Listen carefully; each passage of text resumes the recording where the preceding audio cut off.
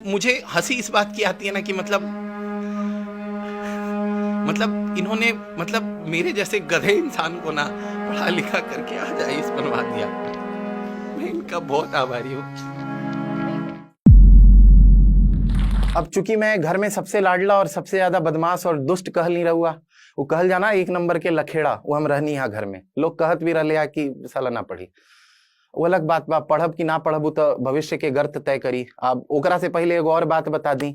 हमारे एगो मास्टर रहे हा, वो तो कहत रहे हा पापा के कहले कि बाबा ई बेटा आपका सुधर गया ना तो हम मूछ मुड़वा लेंगे। उस सर को हम पूछना चाहेंगे कि सर मुड़वाना पड़ेगा क्या? खैर वो अन्य स्टोरी है। अब आते हैं मेरी बदमाशी पे। एक दिन अचानक पिताजी ने कहा कि बेटा आपको अब पटना छोड़ना पड़ेगा। तो मैंने भी ज्यादा कुछ हो हल्ला नहीं किया। शायद पिछली कक्षा में अंक बहुत अच्छे नहीं आए थे, इसलिए मुझे पटना छोड़ना पड़ा। दीदी उस समय गुजरात के जामनगर में थी और हम अपना वो कहते हैं ना बोरिया बिस्तर उठाए और हम पहुंच गए गुजरात के जामनगर।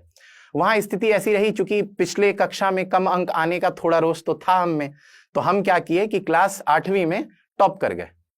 और टॉप करने के बाद हर किसी में अहंकार आता है। 9वीं में भी टॉप कर गए और 10वीं में हो गया हमें प्यार। तब तक जीजा जी और दीदी जो थी वो ट्रांसफर करके जा चुकी हैं असम, और मेरी माताश्री वो पटना से उठ के आ चुकी हैं जामनगर, क्योंकि हमें अपनी 10वीं वहीं से खत्म करनी थी। पर वो कहते हैं ना कि प्रेम में बौड़ाया आशिक बिल्कुल राम की तरह होता है। वो रोता है, गाता है, हंसता है, मुस्कुराता है, वो बिल्कुल आपके जैसा होता है, वो अलग नहीं होता। और 10th में हमने इस प्रेम के चक्कर में हमने अपना थोड़ा स्कोर खराब कर लिया।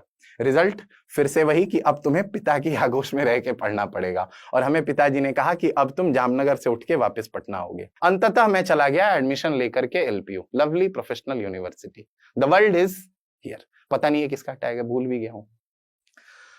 अब जब एलपीयू पहुंचा तो चूंकि पढ़ने में थोड़ा ठीक तो था और अभी भी प्रेम चल ही रहा होता है, और पहले सेमेस्टर में हमने स्कोर किया 8.7 या 8.8, बढ़िया स्कोर, पिताजी खुश। लेकिन जस्ट अगले ही सेमेस्टर में हमारी सो कॉल्ड हमारी गर्लफ्रेंड को हमसे हो गया रोष और उन्होंने हमारा कर दिया त्याग और हम डूब गए गम में। लड़की ने कहा कि तुम बहुत बुरे हो और उसने कोई रीजन नहीं दिया और वो छोड़ के चली गई। पीछे की कहानी बहुत कुछ है, उसमें मैं बताना नहीं चाहूंगा क्योंकि वो पर्सनल अकाउंट हो जाएगा। पर हमने रियलाइज कर लिया, हमने अपनी यथा स्थिति को स्वीकार किया और हमने उस लड़की को ये कह दिया कि ठीक है तुमने गलती करी थी, कोई बात नहीं है, जाओ, हमने तुमको माफ किया। और हमने उस रिश्ते को किया खत्म। लेकिन उस लड़की को बोला जरूर कि हम यूपीएससी करेंगे और आईएएस बनेंगे। और उस दौरान जब मैं विचलित हुआ तो मुझे लगा कि अब कुछ किसी एक ऐसे मेंटोर की जरूरत है जो मुझे मेरी गलतियां बता सके, क्योंकि मैंने पढ़ाई तो कर ली है, जीएस खुद से पढ़ाई की थी, ऑप्शनल के लिए एक मित्रा सर है, मैंने वहां पे ज्वाइन कर लिया था फिलॉसफी। लेकिन ये तकलीफ शुरू हो गई कि अब मैं करूं क्या। तो एक मेंटोर नीड हुआ मुझे, और वो मेंटोर के तौर पर मैंने बात की सिविल्स डेली में, क्योंकि वो भी एक रैंडम कॉल था, वो रिस्क था पूरा, क्योंकि मुझे पता ही नहीं था। किसी ने कहा कि सिविल्स डेली वाली अभी नई टीम है, तुम ज्वाइन करके देख लो, शायद तुम्हारा भला हो जाए। और हमने रिस्क पे लगा दिया 50,000 रुपए। और मैंने अपने मेंटोर से पहली ही बात कही कि सुनो, तुम ना बस प्रीलिम्स मेरा क्लियर करवा दो, मेंस और इंटरव्यू हम देख लेंगे।